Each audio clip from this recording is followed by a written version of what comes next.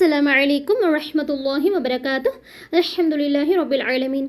அல்ஹம்துலில்லாஹி ஹம்தான் கஸீரன் த்வய்யிபன் முபாரகன் ஃபீஹ். ரப்பி ஸித்னி இல்மன் நாஃபிஆ.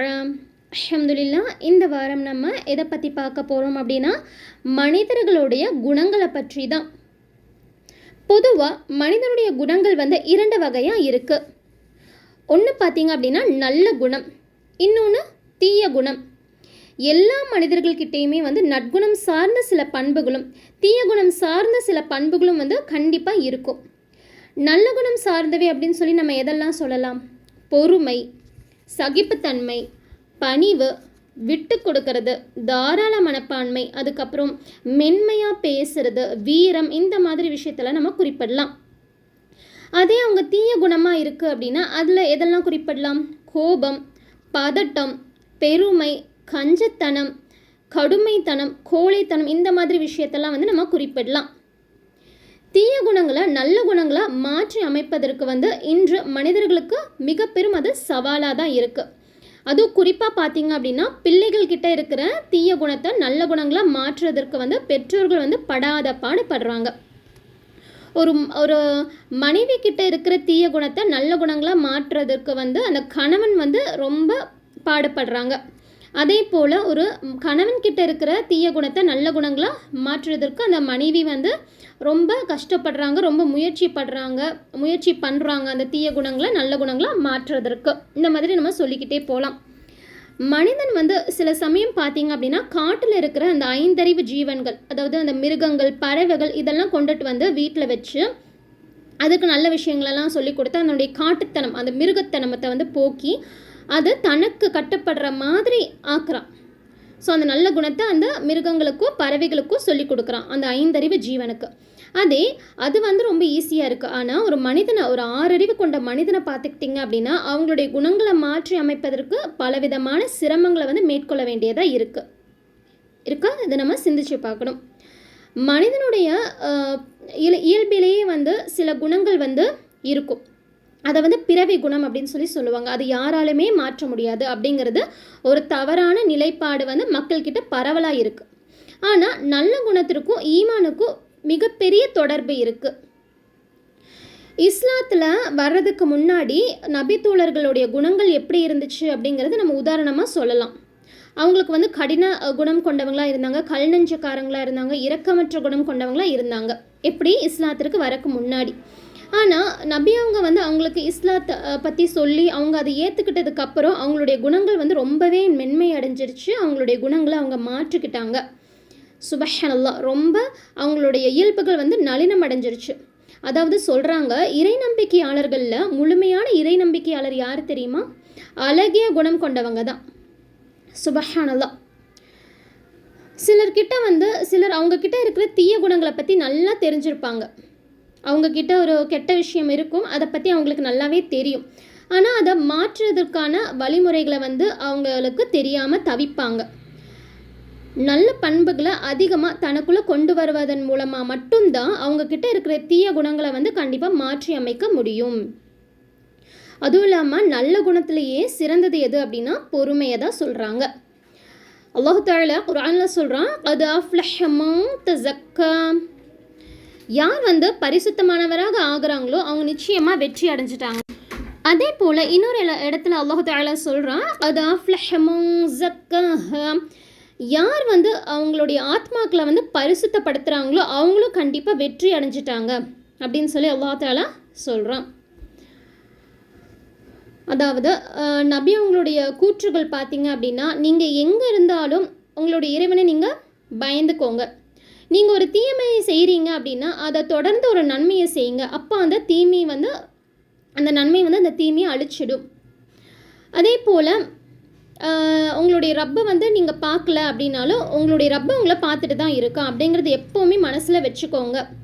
பாவம் செய்கிறவங்களே சிறந்தவங்க யார் அப்படின்னா தௌபா செய்கிறவங்க தான். இந்த மாதிரி நபி மொழிகளையெல்லாம் நீங்கள் மனசில் வச்சுக்கிட்டீங்க அப்படின்னா கண்டிப்பாக அவங்களுடைய தீய குணம் கண்டிப்பாக மாறும், நற்குணமாக மாறும். சுபஹானல்லாஹ். நல்ல குணம் எந்த அளவுக்கு அவசியமானது அப்படிங்கிறத பற்றியும் நபித்தோழர்கள் அதுக்கு எவ்வளவு முக்கியத்துவம் கொடுத்தாங்க அப்படிங்கிறத பற்றியும் ஒரு சம்பவத்தின் மூலம் நம்ம பார்த்துடலாம். அதாவது அபூ தர்தா ரலியல்லாஹு அன்ஹு அவங்களுடைய மனைவி இருக்காங்க இல்லையா, ஸோ அவங்க வந்து இதை அறிவிக்கிறாங்க. அவர் அபூ தர்தா ரலியல்லாஹு அன்ஹு அவங்க என்ன பண்ணுவாங்க அப்படின்னா, இரவு முழுக்க தொழுதுட்டு இருக்கும்போது அழுகுவாங்களாம். அழுதுகிட்ட அல்லாஹ் தாலா கிட்ட, இறைவா நீ என்னுடைய தோற்றத்தை வந்து நீங்கள் அழகாக்கிட்ட, அதே போல் என்னுடைய குணத்தையும் நீ அழகாக்கு அப்படின்னு சொல்லிக்கிட்டே இருப்பாங்களாம். எப்போது காலையில் வர வரைக்கும் அவங்க இந்த மாதிரி தான் கேட்டுக்கிட்டே இருப்பாங்களாம்.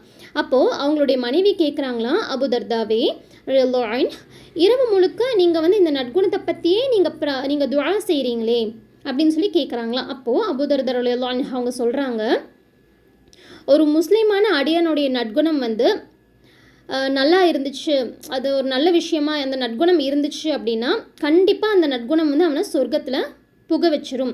அதே அவனுடைய குணம் வந்து கெட்டதாக இருந்துச்சுன்னா அதனாலேயே அவன் வந்து நரகத்துக்கு போயிடுவான் அப்படின்னு சொல்லி அபூ தர்தா ரலியல்லாஹு அன்ஹு அவங்க வந்து சொல்கிறாங்களாம்.